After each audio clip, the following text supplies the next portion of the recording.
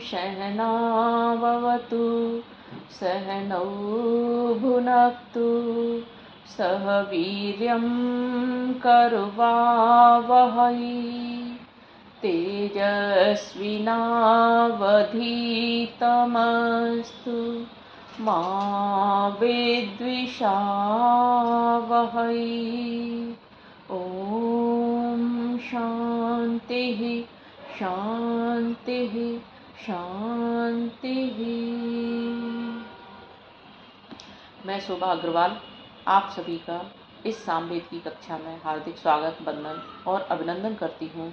आज हम सामवेद का मंत्र संख्या 38 पढ़ेंगे, जिसका विषय है कि परमात्मा को प्रिय कौन होते हैं, कैसे लोग परमात्मा को प्रिय होते हैं। मंत्र है ओम त्वे अग्ने स्वाहुत प्रिया सह सन्तु सूर्यः यन्तारो ये मघवानो जनानामूर्वं दयन्त गोनां जनानामूर्वं उदयन्त गोनां।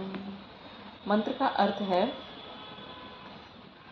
कि हे अग्नि अर्थात हे अग्रगति के साधक प्रभु, प्रियासह त्वे प्रियासह आपको प्रिय है कौन?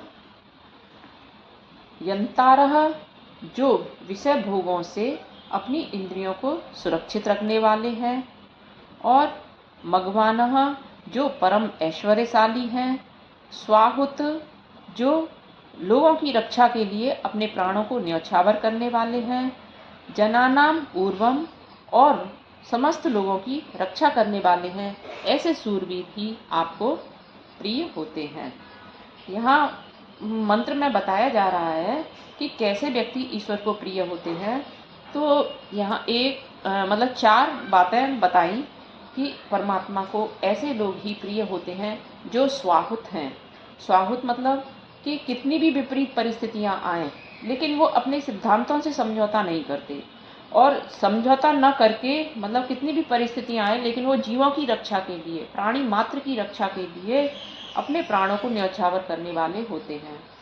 और दूसरी चीज बताई कि गोनाम यंतारः यानी अपनी इंद्रियों को, विषय भोगों से अपनी इंद्रियों को रोकने वाले होते हैं, उनको सुरक्षित रखने वाले होते हैं। विषय भोगों में वो फंसने वाले नहीं होते। विषय भोगों से इंद्रियों को रोककर उन्हें ज्ञान और बल से बढ़ाने वाले होते हैं।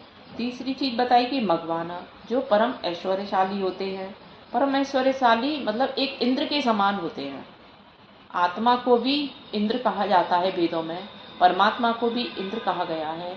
जो एक राजा होता है उसको भी इंद्र कहा जाता है। मतलब जिसके अंदर परम ऐश्वर्य वाले गुण होते हैं, जिनके पास परम ऐश्वर्य होता है। वो ऐश्वर्य क्या है?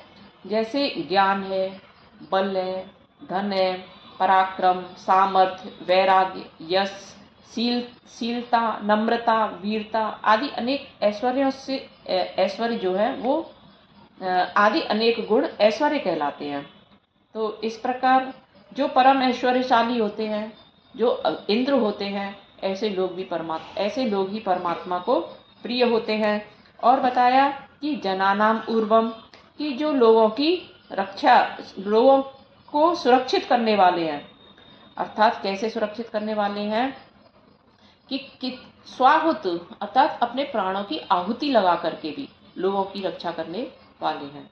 तो ऐसे जिनके अंदर गुण भरे हुए होते हैं, जो कैसे हैं? तन को व्यायाम के द्वारा, मन को ज्ञान के द्वारा बढ़ाने वाले होते हैं, और खुद न्यायकारी और न्याय ही उनको प्रिय होता है।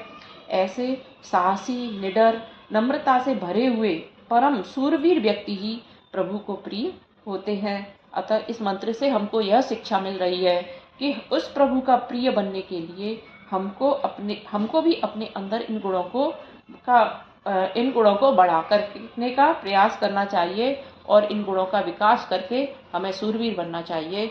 धन्यवाद।